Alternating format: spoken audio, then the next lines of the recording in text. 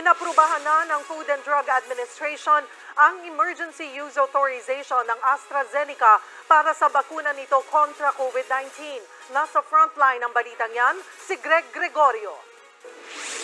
Inaasahang sa susunod na buwan, dadating ang mga unang delivery ng COVID-19 vaccine sa bansa. At ayon kay Vaccine Czar Carlito Galvez Jr., posibleng kasama ang mga bakuna mula sa AstraZeneca sa mga unang dadating sa Pilipinas. Noong unang linggo ng Enero, nag-apply ng Emergency Use Authorization o EUA ang AstraZeneca sa Food and Drug Administration. Ngayong araw, inaprubahan na ng FDA ang aplikasyon ng kumpanya. Ibig sabihin, maaari nang magamit sa Pilipinas ang naturang bakuna tulad ng Pfizer na unang nabigyan ng EUA. We would like to thank DG Eric Domingo for this very expeditious clearing ng pathway ng AstraZeneca. So ngayon dalawa na po ang ating nakita natin na safe and effective na bakuna na nasabi na po natin sa Senado at sa ating mga mamayan that we will only administer vaccine which are cleared and approved for emergency use by FDA. Pero dahil EUA pa lamang ang naibibigay, hindi pa ito maaaring ibenta sa merkado. Maaari lang itong magamit sa pagbabakuna ng pamahalaan. Matatandaan kahit na ang advanced procurement ng mga LGU at private sector ng nasa 20 milyong doses ng bakuna ng AstraZeneca ay naisakatuparan lamang sa mga pinirmahang tripartite agreements kasama ang national government. Maaaring maibigay sa edad 18 pataas ang bakuna ng AstraZeneca. Ang 2 doses dapat ibigay ng nasa 4 hanggang 12 linggong pagitan. Wala rin daw itong naitalang malalang epekto maliban sa karaniwang pananakit ng ulo at ng tinurokang bahagi ng katawan. Wala pang abisong ipinagbabawal itong ibigay sa sinuman maliban sa mga buntis na alinsunod sa abiso ng World Health Organization.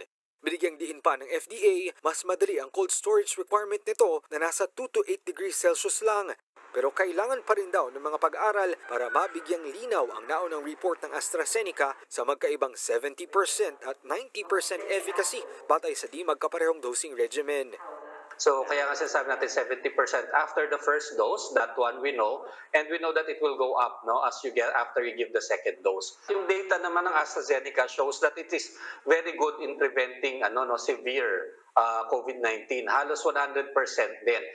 Suportado ng Catholic Bishops Conference of the Philippines o CBCP ang vaccination efforts ng pamahalaan. Inikahit nila mga pari na magpabakuna para mahikayat din ang publiko. The bishops decided to offer, if needed, church facilities to be vaccination centers. Father Nicanor Austriaco himself encouraged the bishops to allow themselves to be vaccinated publicly, perhaps even before television, so that we can encourage people and remove their fears, of vaccination. That this is really going to be very helpful for us as a country. Ayon pa sa FDA, pinag-aaralan ng Pfizer at AstraZeneca ang pagkuha ng halal certification para sa mga babakunahang kapatid nating Muslim. Sa ngayon kasi, Sinovac pa lang ang may halal certification dahil aprobado na rin sila sa Indonesia. Pero ang kanilang EUA application sa Pilipinas, nakabinbin pa kasama ng EUA application ng Gamaleya at Bharat Biotech. Nagbabalita mula sa Frontline, Greg Gregorio, News 5.